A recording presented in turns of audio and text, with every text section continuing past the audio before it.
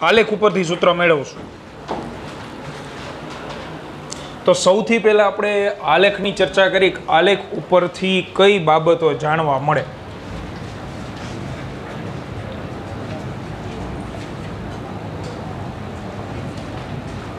આલેખો પરથી જાણવા મળતી બાબતો.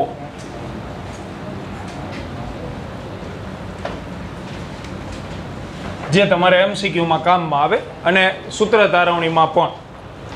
તો આલેખમાં હંમેશા બે અક્ષ રોકાયેલી હોય, એક્સ અને એક્સ અક્ષ ઉપર કોઈ એક રાશિ હોય અને વાય અક્ષ ઉપર એક રાશિ હોય. ધ્યાનથી ભણજો, કારણ કે આનો ઉપયોગ તારવણીમાં થવાનો. હવે એક રાશિ તો ફિક્સ જ છે આ ચેપ્ટરની અંદર. એક રાશિ જે છે એ ફરજિયાત ફિક્સ છે. કઈ? સમય ટી. કોઈ પણનો આલેખ તમે દોરો તો સમય તો આવવાનો જ છે, મફતના ભાવ. બરોબર. એક્સ વિરુદ્ધ ટી એટલે સ્થાનાંતર વિરુદ્ધ સમય, વેગ વિરુદ્ધ સમય, પ્રવેગ વિરુદ્ધ સમય, આગળ જતા બળ વિરુદ્ધ સમય, વેગમાન વિરુદ્ધ સમય. ફિઝિક્સમાં એકેય આલેખ એવો નથી કે જેમાં સમય ન આવતો. દરેક આલેખની અંદર આ એક ફિક્સ આવશે. પછી આપણે એક વસ્તુ નક્કી કરેલી હતી, સમયને કઈ અક્ષ ઉપર લઈ લેવાનું? ફરજિયાત એક્સ અક્ષ ઉપર. એટલે 50% પ્રશ્ન સોલ્વ થઈ ગયો તમારો. એક્સ અક્ષ ઉપર એક રાશિ ફિક્સ જ રહેશે, સમય ટી. વાય અક્ષ ઉપર વેરિયન્ટ આવશે, અલગ અલગ બદલાય. હવે મને આમ કે વી વિરુદ્ધ ટી, તો વેગ વાય અક્ષ ઉપર. એ વિરુદ્ધ ટી, તો પ્રવેગ વાય અક્ષ ઉપર. સમયનું સ્થાન ક્યારે નહીં બદલાય, નિશ્ચિત સ્થાન એક્સ અક્ષ ઉપર લેવાનું હોય. તો આલેખ ઉપરથી કઈ બે બાબતો જાણવા મળે? તો મહત્વની બે બાબતો આપણને જાણવા મળશે. પહેલું, કોઈ પણ આલેખ હોય એ આલેખમાં જોવા મળતો ઢાળ. ગણિતમાં આવી ગયું ઢાળ? સરસ, વેરી ગુડ. તો આલેખનો ઢાળ, ઢાળનું સૂત્ર શું હોય? ત્રણ સૂત્ર. બરોબર. મૂળ સૂત્ર કયું? વાય અક્ષના છેદમાં એક્સ અક્ષ. વાય બરાબર mx પ્લસ સી ઉપરથી આવ્યું. તો ઢાળનું સૂત્ર વાય અક્ષ પરની રાશિ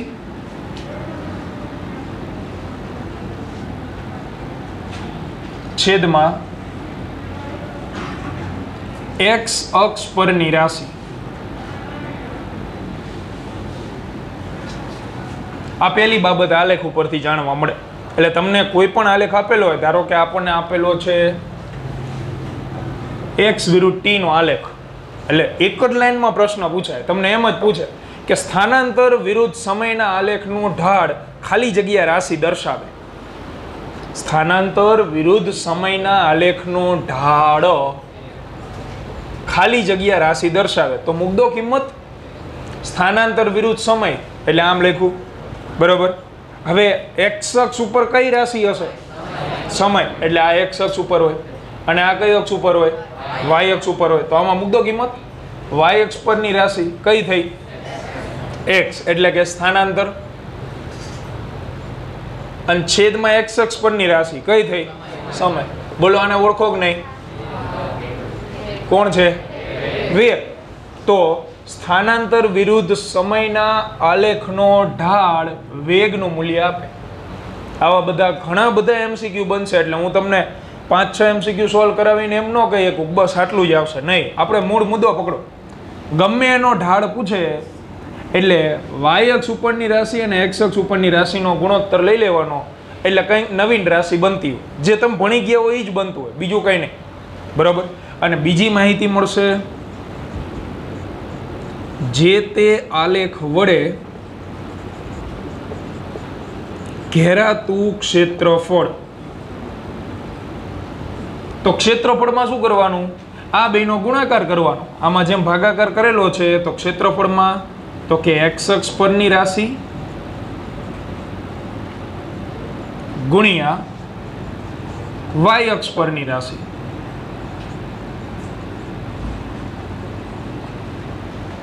આ બે જ બાબત આલેખ ઉપરથી જાણવા મળે. ગમે એવો અઘરો આલેખ આપેલો હોય, બે જ વસ્તુ હોય, કાં એની આગળ ઢાળ હોય અને કાં તો એની પાસે ક્ષેત્રફળ હોય. આલેખ વડે ઘેરાતું ક્ષેત્રફળ. સિમ્પલ વસ્તુ ઢાળ હોય તો y ના છેદમાં x અને ક્ષેત્રફળ હોય તો y ગુણ્યા x અથવા x ગુણ્યા y. બરાબર. હવે આના જો 2-4 એક્ઝામ્પલ આપણે જોઈએ કે સ્થાનાંતર વિરુદ્ધ સમય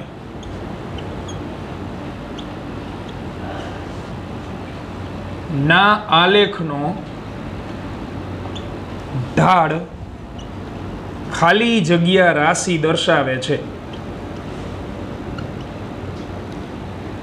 તો આમાં ઓપ્શન આપેલા હોય એ મુજબ વેગ, પ્રવેગ, બળ,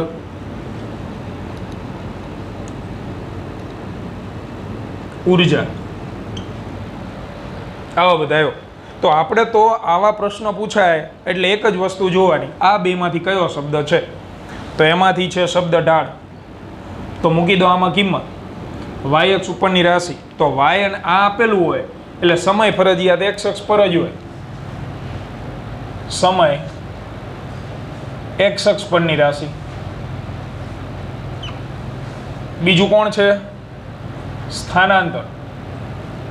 તો સ્થાનાંતર ફરજિયાત કઈ અક્ષ ઉપર હોય? y અક્ષ પર હોય. તો ઢાળનું સૂત્ર y અક્ષ પરની રાશિ છેદમાં x અક્ષ પરની. તો y અક્ષ ઉપરની રાશિ એટલે સ્થાનાંતર અને છેદમાં x અક્ષ ઉપરની રાશિ એટલે સમય અને આવી રાશિ એટલે શું થઈ ગયા એનો વેગ. તો ઢાળ બરાબર વેગ આવે.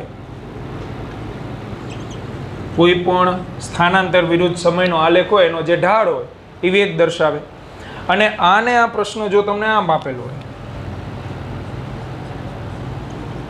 કે સ્થાનાંતર વિરુદ્ધ સમય, સ્થાનાંતર વિરુદ્ધ સમયની વેગ વિરુદ્ધ સમય ના આલેખનો ઢાળ ખાલી જગ્યા દર્શાવે. જો બદલાઈ ગયો, વેગ વિરુદ્ધ સમયનો આલેખ કીધો તો શું આવે? આવે ને પ્રવેગ. વેગ વિરુદ્ધ સમય તો સમય ફરજિયાત કઈ અક્ષ ઉપર? x અક્ષ ઉપર લેવાનો. તો y અક્ષ ઉપર કોણ હોય? વેગ હોય. એટલે આનું આપણે લખીએ તો સમય એ હંમેશા x અક્ષ પર અને વેગ એ y અક્ષ પર. તો ઢાળનું સૂત્ર એરિયો મૂક દો એમાં કિંમત. તેથી ઢાળ બરાબર y અક્ષ પર છે વેગ છેદમાં x અક્ષ પર સમય. એટલે હકીકતમાં આ ફેરફાર હોય, કારણ કે y અક્ષ ઉપર તમે જેમ જેમ જશો એમ એમ વેગ બદલાશે અને x અક્ષ ઉપર હાલશો એમ શું બદલાય? સમય. એટલે હોય ફેરફાર. તો આ થઈ ગયું કોણ? પ્રવેગ. આનું નાનું ક્ષેત્રફળ કીધું હોય તો આપણને તમને વેગ વિરુદ્ધ સમયના આલેખનો ઢાળ નહીં ક્ષેત્રફળ પૂછવામાં આવે તો મૂક દો આમાં કિંમત. વેગ વિરુદ્ધ સમય ના આલેખ વડે ઘેરાતું ક્ષેત્રફળ શું દર્શાવે? સરસ. સ્થાનાંતર અથવા તો અંતર ગમે એ હાલે. ઓપ્શન ગમે એ આપેલા હોય. એમ કે કયો એકમ દર્શાવે તો મીટર. તો જો ક્ષેત્રફળ પૂછેલું છે, ક્ષેત્રફળ એટલે આપણને ખબર છે x અક્ષ ઉપરની રાશિ અને y અક્ષ ઉપરની રાશિનો શું થાય? ગુણાકાર થાય. પહેલા તો આના ઉપરથી નક્કી કરી લેવાનું. x અક્ષ ઉપર કોણ હશે? સમય. એ ફરજિયાત લખી નાખવાનું, ભલે આવડતું હોય, જેથી ભૂલ ન પડે. પછી વેગ તો એ y અક્ષ પર. હવે ક્ષેત્રફળ પૂછ્યું આપણને તો ક્ષેત્રફળનું સૂત્ર આવી રહ્યું x અક્ષ અને y અક્ષની રાશિનો સાદો અને સિમ્પલ ગુણાકાર. તો બેનો આપણે જો ગુણાકાર કરી એટલે થઈ જાય વેગ ગુણ્યા સમય. હવે વેગ ગુણ્યા સમય એટલે સ્થાનાંતર, કારણ કે વેગનું સૂત્ર તમને ખબર છે, આર્યું વેગનું સૂત્ર v બરાબર x/t થાય. તો તમે આ t ને આ બાજુ લઈ જાઓ એટલે વેગ ગુણ્યા શું થઈ જાય? સમય. તો ઇક્વલ ટુ શું આવે? x, એટલે કે સ્થાનાંતર અથવા અંતર. તો આ થઈ જશે જે તે કણનું સ્થાનાંતર અથવા તો અંતર, જે આવે વેગની વ્યાખ્યા ઉપરથી. સ્થાનાંતરના છેદમાં સમય. એટલે આ નમૂના 2-3 આપણે MCQ ના રજૂ કર્યા. બાકી આવા તો અઢળક MCQ નીકળશે. અને આ કોઈ 11મા ધોરણની બાબત નથી, કોમન વસ્તુ છે, દરેક જગ્યાએ આવશે. દરેક જગ્યાએ મેથ્સમાં ખાલી ઢાળ આવે, આપણે ક્ષેત્રફળે આવશે, આલેખ વડે ઘેરાતા. તો મૂળ મુદ્દા ખાલી આ છે 2. આને તમે યાદ રાખો તો કોઈ પણ આલેખ તમને આપેલો હોય એના વિશે તમે જાતે બનાવી શકો. આ નક્કી કરતા આવડવું જોઈએ. પછી ઢાળ અને ક્ષેત્રફળનું સૂત્ર તો છે, એ તમે બેઠું મૂકશો એટલે રાશિ ખબર પડી જાય તમને. બરાબર, ઝડપથી લખ નાખવાના.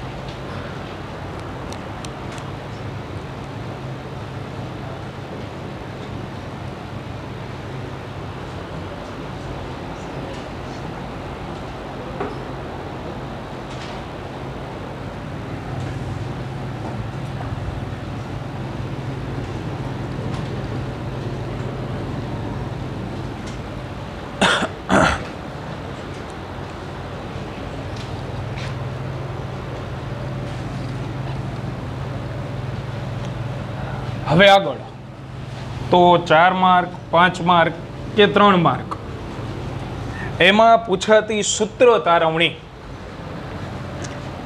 કે નિયમિત પ્રવેગી ગતિ અથવા અચળ પ્રવેગી ગતિના સમીકરણો તાર. આજે ને આજે તમારે પાકું કરી નાખવાનું. બને ત્યાં સુધી ફોલો વર્ક કે એવું કંઈ આવે તો મોઢે લખીએ નાખવાનું. લખવાથી જ આવડશે, વાંચવા જ નહીં આવડે, ધ્યાન રાખજો. બરાબર, આલેખની રીતે આપણે મેળવવાના છે અચળ પ્રવેગી ગતિના સમીકરણો 3 v બરાબર v0 વત્તા at, x બરાબર v0t 1/2 at સ્ક્વેર અને v² minus v0 square equal to 2ax.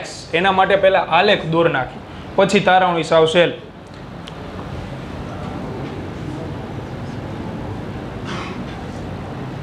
તો એક પદાર્થ જે અચળ પ્રવેગી ગતિ કરતો હોય એને ધ્યાનમાં લો.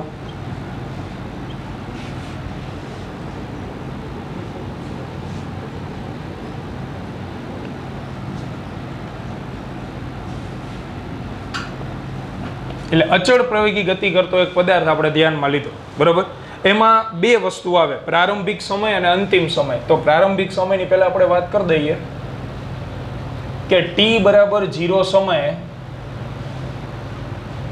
એનું સ્થાન અથવા કહી દઈએ પ્રારંભિક સ્થાન x1 બરાબર 0, પ્રારંભમાં ઉગમ બિંદુ ઉપર ઊભો, અને ત્યારે તેનો વેગ, એટલે પ્રારંભિક સમયે જ પ્રારંભિક વેગ. તો પ્રારંભિક વેગ આપણે લઈ લઈએ v0, ઇનિશિયલ વેગ. પ્રારંભિક સમય 0, પ્રારંભિક સ્થાન 0, પ્રારંભિક વેગ 0, v0. 0 નહીં લેવાનો. એવી જ રીતે થોડાક સમય પછી એટલે t બરાબર t સમયે એની મુસાફરી પૂરી થઈ જાય છે, એટલે અંતિમ સ્થાન x2 એના બરાબર લઈ લઈએ x, અને અંતિમ વેગ તો એ લઈ લઈએ v. કારણ કે બદલાતો હશે ને વેગ બદલાય તો શું ઉત્પન્ન થાય? તો જ પ્રવેગ ઉત્પન્ન થવાનો. એટલે વેગ બદલાય છે પણ નિશ્ચિત રીતે બદલાય. હવે આલેખ દોરી, આને ધ્યાનમાં રાખી.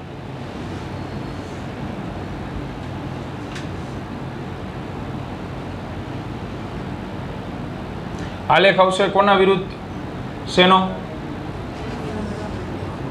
વેગ વિરુદ્ધ આના ઉપરથી વેગ વિરુદ્ધ સમયનો આલેખ. તો નિયમ પ્રમાણે આપણે અહીંયા લેવું પડશે વેગ અને આ જગ્યાએ સમય, આ અક્ષ ઉપર સમય.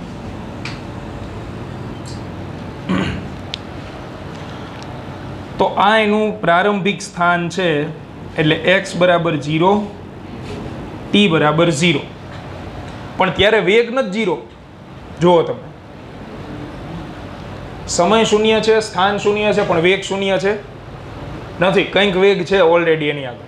તો હું અહીંથી આલેખ દોરું, એમ નો હાલે.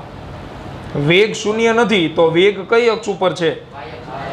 તો y અક્ષ ઉપર તમારે થોડુંક અંતર છોડી દેવાનું. અહીંયાથી આલેખ આવે, અહીંયાથી આવો આલેખ આવે.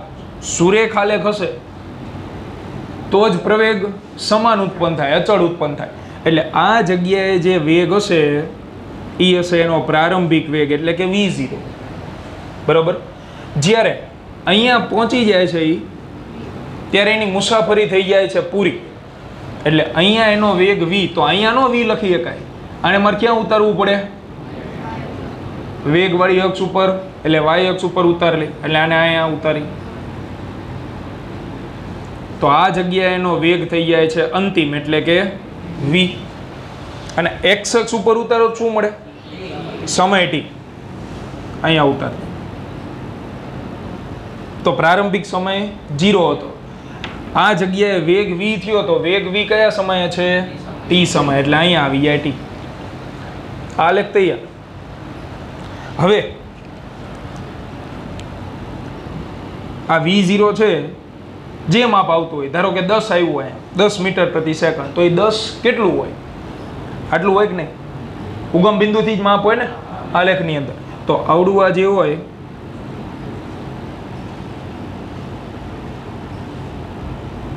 આ રહ્યું એ v0 ગણાય. એટલે આટલું માપ. એવી જ રીતે આ જે માપ છે ઉપરથી ઉગમ બિંદુથી, તો આ માપ ગણાય v.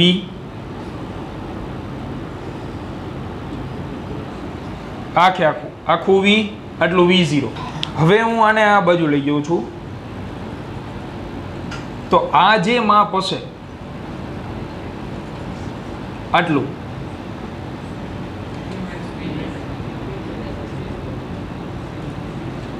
આ કોણ હોય,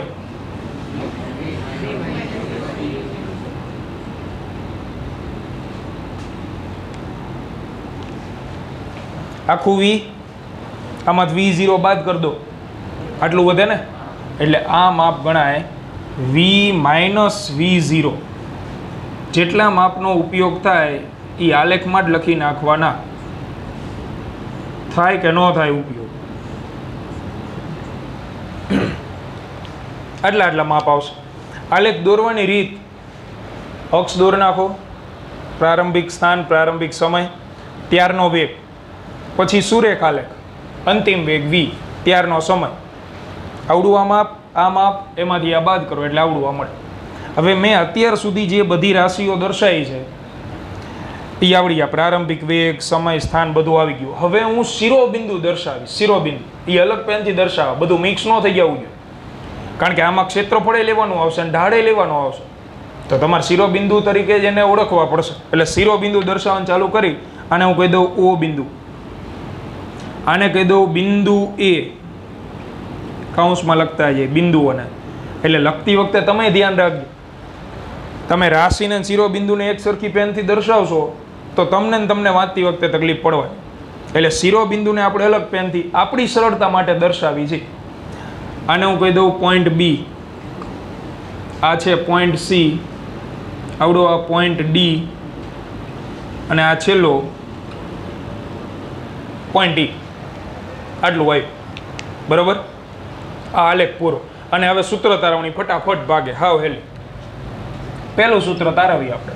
તો આપણી પાસે કેટલી માહિતી છે? તમે અત્યાર સુધી ચેપ્ટર ભણ્યા તો એમાં કેટલી રાશિ વિશે તમે જાણો છો?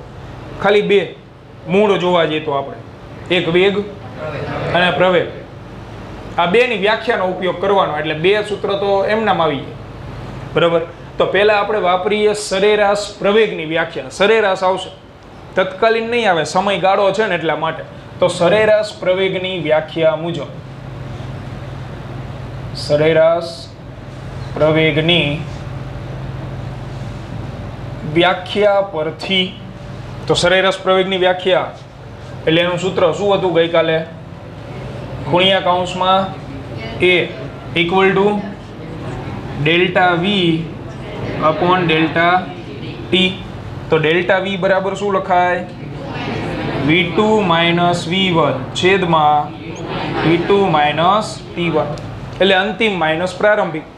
જો તો અંતિમ વેગ શું છે? v. બરાબર. એટલે v2 ની જગ્યાએ મૂકશું આપણે v. પ્રારંભિક વેગ v0 છેદમાં અંતિમ સમય t અને પ્રારંભિક સમય 0. એટલે છેદમાં t વધશે, એ આ બાજુ લઈ લેવાનું થાય. હવે અહીંયા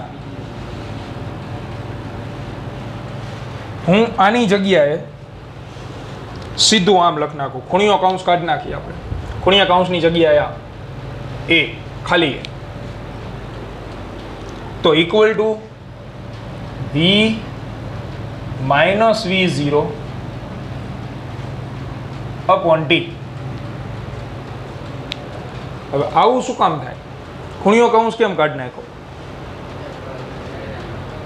ખૂણિયો કૌંસ એટલે સરેરાશ થતું, તો સરેરાશ શું કામ કાઢી નાખ્યું એ તમે વિચારો. એટલે સૂત્ર તૈયાર, a into T equal to v minus v0. તો સૂત્ર તો આવી ગયું, v બરાબર v0 પ્લસ at. અને સમીકરણ નંબર 1 કહી દઈ. આ સમીકરણ નંબર 2. ખૂણિયો કૌંસ ક્યારે તમે કાઢી શકો? તો ખૂણિયો કૌંસ પહેલી વસ્તુ તો સરેરાશ દર્શાવે ને. ધ્યાનથી સમજજો, દરેક જગ્યાએ એવું ન થાય. તમારી પાસે કોઈ એક કાર છે જે તમે લઈ જાઓ છો, જેનો સમગ્ર મુસાફરી દરમિયાન વેગ 50 મીટર પ્રતિ સેકન્ડ રહે છે, અને તમને એવું પૂછવામાં આવે કે સરેરાશ વેગ ગોતો, તો શું આવે? તમારી આગળ જે ગાડી છે એનો વેગ સમગ્ર મુસાફરી 10 કિલોમીટરની મુસાફરી કરી તમે, એ 10 કિલોમીટર સુધી એનો વેગ આટલો જ રહે છે, તો સરેરાશ શું ગણે? આ જ ગણે ને પોતે. હવે બીજો કોઈ વિદ્યાર્થી એ શરૂઆતના 5 કિલોમીટર છે ને 10 મીટર પ્રતિ સેકન્ડની વેગથી ચાલે છે, અને પછીના 5 કિલોમીટર જે છે એ 60ની ઝડપે ચાલે, અને હવે સરેરાશ ગોતવાનું કહેતો સરવાળો ભાગ્યા 2. અલગ અલગ ઝડપ હોય તો તમારે સરવાળો કરવો પડે અને ભાગ્યા એની સંખ્યા કરવી પડે. કોઈ વિદ્યાર્થી 3 અલગ અલગ ઝડપ હાલે છે, 15, 15 અને 25. તો ત્રણેયનો સરવાળો ભાગ્યા 3. તો કહેવાનો મિનિંગ સરેરાશ તમને મળે ક્યારે? અલગ અલગ મૂલ્યો હોય તો. એક જ મૂલ્ય હોય તો સરેરાશ કહો કે એ પોતે રાશિનું મૂલ્ય કહો, બે કેવા હોય? એક જ સરખા. એટલે જ્યારે જો ઝડપ અચળ હોય તો એનું સરેરાશ મૂલ્ય હોય એ જ ઝડપનું મૂલ્ય થઈ જાય. તો અહીંયા એ જ છે જો ટાઇટલ. પ્રવેગ કેવો છે? અચળ અથવા નિયમિત. તો પ્રવેગ અચળ છે તો તમે ખૂણિયો કૌંસ કાઢી શકો, કારણ કે સરેરાશ પ્રવેગનું મૂલ્ય હશે એ જ પ્રવેગનું મૂલ્ય થવાનું. આના જેમ સરેરાશને તમે ક્યારે હટાવી શકો? એ રાશિ કેવી હોવી જોઈએ? અચળ. બોલો, આમાં વેગ અચળ છે? વેગ છે અચળ. પ્રારંભમાં વેગ v0 હતો, છેલ્લે શું થઈ ગયો? તો અચળ ગણાય. તો એમાં આપણે નહીં મૂકી પાછું. આના તારવણીમાં ખૂણિયા કૌંસમાં v આવશે હમણે, તો અહીંયા તમે એમ ન લખી શકો ખૂણિયો કૌંસ કાઢતા. એ પ્રવેગમાં હાલે, કારણ કે પ્રવેગ રહ્યો એ અચળ રહે છે. એટલે અહીંયા ખૂણિયો કૌંસ કાઢી નાખો તો અહીંયા હું તમને એની ચર્ચા લખી દઉં કે પ્રવેગ જે છે એ અચળ હોવાથી ખૂણિયા કૌંસમાં એ ઇક્વલ ટુ એ થાય. એટલે અચળ હોય તો જ તમે ખૂણિયો કૌંસ હટાવી શકશો, બાકી નહીં. અને એ બાબત ધ્યાનમાં રાખજો, નહીંતર ખૂણિયો કૌંસ સૂત્રમાં આવશે સરેરાશ પ્રવેગ. જે શક્ય નથી, કારણ કે સમગ્ર ગતિ દરમિયાન પ્રવેગ તો કેવો હશે? અચળ. જે આપેલો હોય 5, 10, 50 જે આપ્યો હોય એ અચળ જ રહેવાનો હતો. તો આ સમીકરણ પહેલું આપણને મળી ગયું. હવે આપણે વાપરશું સમીકરણ બીજું મેળવવા માટે સરેરાશ વેગની વ્યાખ્યા, એટલે બીજું આવી જવાનું, પછી ક્ષેત્રફળ એટલે ત્રીજું. એટલે આમ જોવા જાવ તો આલેખનો કંઈ એવો કોઈ રોલ નથી જાજો, એક સૂત્ર તારવવામાં જ આલેખનો ઉપયોગ આવશે. બરોબર, લખ નાખવાનું. હજી લખવાનું.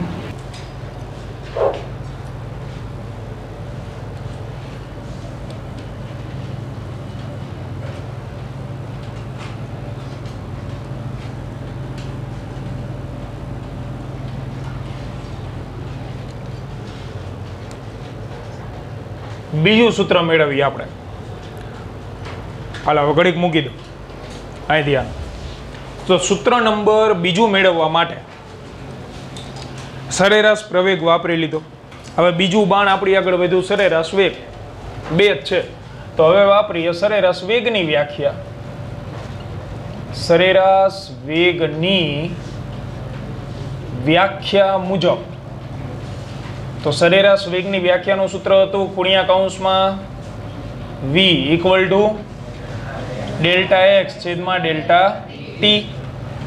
ડેલ્ટા એક્સ ની જગ્યાએ લખાય x2 માઇનસ x1 છેદમાં t2 માઇનસ t1. પણ વાર્તા ફરે, વેગ અચળ છે નથી, તો અહીંયા ખૂણિયો કૌંસ કાઢીને v ના લખી શકાય. સમજાય? ગોખણિયા આ સૂત્ર તારવણીમાં મરી જાય, કારણ કે એને એ જ નથી ખબર કે ક્યારે ખૂણિયો કૌંસ કાઢી શકાય. તો આ સરેરાશ છે એ કઈ રીતે મેળવવાનું? તો ગતિ દરમિયાન પદાર્થ આગળ કેટલા વેગ છે?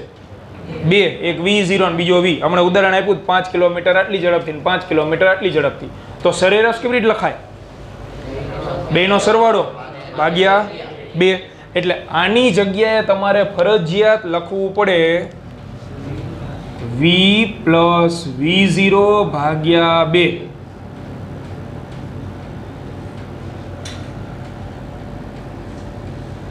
આ બે બાબતનું ધ્યાન રાખો તારવણીમાં.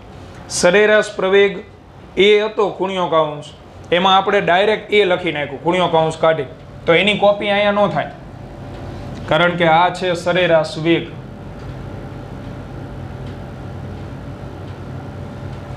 બસ આટલી નાની બાબતનું ધ્યાન રાખો એટલે તારવણી આવી જાય. x2 ની જગ્યાએ બોલો કિંમત x2 કેટલા હતા? x2 એટલે અંતિમ સ્થાન એનું x1.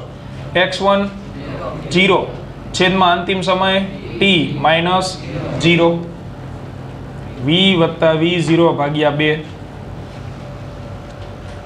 x ને કરતા બનાવી દો, આ t છેદમાં વધે એ આ બાજુ લઈ લો. તેથી x બરાબર v વત્તા v0 ભાગ્યા 2 ઇન્ટુ t.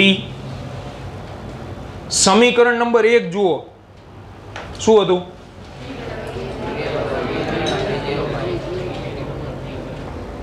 કેવું હતું? a બરાબર v માઇનસ v0 છેદમાં t. એમાં t ને કરતા બનાવી દો. તો t ને તમે કરતા બનાવી દો એટલે ઓલો a તો એ ક્યાં આવતો રહે? છેદમાં. એ અહીંયા મૂકી દેવાનો. એમાંથી t ને તમારે કરતા બનાવવાનો એટલે અહીં લખી દઉં સમીકરણ નંબર 1 પરથી t બરાબર શું થાય? તો કે v માઇનસ v0 છેદમાં a થઈ જાય ને આવું? એ અહીં મૂક દો. તેથી x બરાબર v plus v0 upon 2 into આની જગ્યાએ v minus v0 upon a વત્તા b અને a ઓછા b હોય તો a સ્ક્વેર ઓછા b સ્ક્વેર. તો v વત્તા v0 અને v ઓછા v0, v square minus v0 square છેદમાં આ બેનો ગુણાકાર 2a x. તો સમીકરણ ત્રીજું તૈયાર થઈ ગયું. જો v square minus v0 square equal to 2ax, સમીકરણ નંબર 3. એટલે તમે આખી તારવણી કોઈ દિવસ યાદ ન રાખો, એના કી પોઈન્ટ હોય સરેરાશ વેગ વાપરવાનો, એમાં આ બાબતનું ધ્યાન રાખવાનું. પછી તો સાદું રૂપ જ હોય, એમાં એ કંઈ તૈયાર ન કરવાનું. આ બે વસ્તુ તમારે યાદ રાખવાની હોય. બરાબર. હવે ત્રીજી તારવણી આપણે લાવી દઈએ. ત્રીજું સૂત્ર લખ નાખવાનું. સમીકરણ બાકી રહ્યું એક્સ એટલે સ્થાનાંતર થાય ને. આલેખ કયો આપણી આગળ? કોના વિરુદ્ધ કોનો? આ તો વેગ વિરુદ્ધ સમયમાં હું ઢાળ ગોતું તો મને સ્થાનાંતર મળે કે ક્ષેત્રફળ ગોતું તો? પૂરું. ત્રીજું સમીકરણ તો આલેખનું ક્ષેત્રફળ એટલે ત્રીજું આવી જાય. ખબર પડી શું કીધું? વેગ વિરુદ્ધ સમયનો આલેખ છે. ત્રીજું સમીકરણ બાકી રહ્યું છે એ એક્સ બરાબર v0t વત્તા 1/2 at² છે. તો ડાબી બાજુ કોણ આવ્યું? એક્સ એટલે સ્થાનાંતર આવ્યું ને. તો મારે સ્થાનાંતર જોતું હોય તો આ આલેખમાં બે માહિતી હોય ખબર આપણને. એક માહિતી ઢાળ અને બીજું ક્ષેત્રફળ. તો ઢાળ એટલે તો વાયના છેદમાં એક્સ, એ તો પ્રવેગ આપે, અને ક્ષેત્રફળ એટલે વાય ગુણ્યા એક્સ, તો વેગ ગુણ્યા સમય. વેગ ગુણ્યા સમય શું આપે? સ્થાનાંતર આપી દે ને. તો આ આલેખનું ક્ષેત્રફળ તમે લઈ લો એટલે ત્રીજું સમીકરણ આવી જાય. આ મોટી સૂત્ર તારવણી યાદ રાખવાના 3 જ કી પોઈન્ટ. પહેલું, સરેરાશ પ્રવેગ વાપરો, સરેરાશ વેગ વાપરો અને આલેખનું ક્ષેત્રફળ લો. સરસ મજાના ચકાચક 3 સમીકરણ આવી જાય. શરત એટલી કે આલેખ સાચો હોવો જોઈએ થોડોક. બીજો અત્યાર સુધી ક્યાંય ઉપયોગ આવ્યો જો તો આપણે એમ નામ 100 પીસમાં દોરીને રાખેલો. આ બે સૂત્ર તારવા ક્યાંય ન થાય. ત્રીજી તારવણીમાં એનો ઉપયોગ આવશે, કારણ કે આપણી પાસે બે વ્યાખ્યા હતી, બે આપણે વાપરી નાખી. તો હવે આપણે વાપરશું આલેખનું ક્ષેત્રફળ ઘેરાતું, એટલે સમીકરણ ત્રીજું પણ તૈયાર.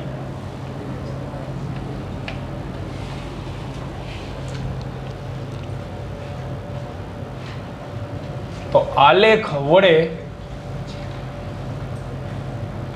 ઘેરાતું કુલ ક્ષેત્રફળ. તો આલેખ O થી ચાલુ થયો, પછી દોરજો, પછી લખજો, ટાઈમ આપશું. OACDE આટલું ક્ષેત્રફળ ઘેરાય. આલેખ વડે ક્ષેત્રફળ કેટલું ઘેરાય? તો આ આલેખ છે હકીકતમાં. એની નીચેની સાઈડ જે વિસ્તાર આવતો હોય, એરિયા આવતો હોય,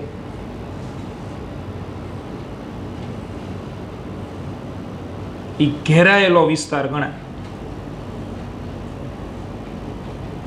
આ રહ્યો એટલે OACDE. OACDE ભાગનું ક્ષેત્રફળ. આનું જે ક્ષેત્રફળ આખું હશે એ આપણને આલેખનું ક્ષેત્રફળ દર્શાવશે. તો એનું જે કુલ ક્ષેત્રફળ છે એના બરાબર શું લખાય? બે કટકા થઈ ગયા ને. એક તો ત્રિકોણ ACD નું ક્ષેત્રફળ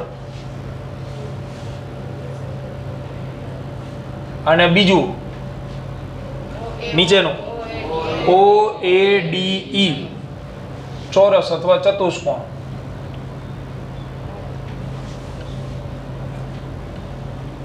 એનું ક્ષેત્રફળ. આ બાજુ શું લખશો? તો આ તો આખા આલેખનું ક્ષેત્રફળ છે ને. આખા આલેખનું ક્ષેત્રફળ એટલે x અક્ષની રાશિ અને y અક્ષની રાશિનો ગુણાકાર થાય. x અક્ષ ઉપર વેગ, y અક્ષ ઉપર સમય. એટલે આની જગ્યાએ તમે લખી શકો વેગ ગુણ્યા સમય, જે સ્થાનાંતર એટલે કે x મળે આપણને. બરાબર. ડાબી બાજુ, જમણી બાજુમાં ત્રિકોણનું ક્ષેત્રફળ કેટલું હોય? કાટકોણ ત્રિકોણનું 1/2 પાયો ગુણ્યા વેગ, એટલે 1/2 પાયો. ત્રિકોણનો પાયો ગણાય AD અને વેધ લંબચોરસ અથવા ચોરસનું ક્ષેત્રફળ લંબાઈ ગુણ્યા પહોળાઈ, એટલે OA ગુણ્યા AD. મૂકો કિંમત. વેગ ગુણ્યા સમય એટલે સ્થાનાંતર થાય, એટલે અહીં લખી નાખીએ આપણે સ્થાનાંતર. તો પદાર્થનું સ્થાનાંતર એટલે શું? અંતિમ સ્થાન માઇનસ પ્રારંભિક સ્થાન. અંતિમ સ્થાન શું હતું? ઉપર લખાયું, ઉપર હતું x અને પ્રારંભિક સ્થાન 0, એટલે આવું થાય ને. અંતિમ સ્થાન માઇનસ પ્રારંભિક સ્થાન. અંતિમ સ્થાન x, પ્રારંભિક સ્થાન હતું y 0, એટલે x - 0 ઇક્વલ ટુ 1/2 ગુણ્યા AD. આલેખમાં જોઈન એડી કેટલું મળે તો 0 થી t એટલે t ગુણ્યા સીડી v માઇનસ v0 વત્તા ઓએ કેટલું દેખાય v0 ગુણ્યા એડી કેટલું દેખાય t તો x બરાબર v0 t તો અડધું તો આવી ગયું જો ડાબી બાજુ x જમણી બાજુ 1/2 t કૌંસમાં v માઇનસ v0 વત્તા v0 t અડધું તો આવી ગયું x બરાબર v0 t બાકી રહ્યું 1/2 at સ્ક્વેર તો 1/2 છે t એ છે આની જગ્યાએ શું લખાય સમીકરણ નંબર 2 ઉપરથી જો સમીકરણ નંબર 2 શું હતું v બરાબર v0 વત્તા at હતું બરાબર પરંતુ સમીકરણ નંબર 2 પરથી તો v માઇનસ v0 એની જગ્યાએ હું શું લખી શકું at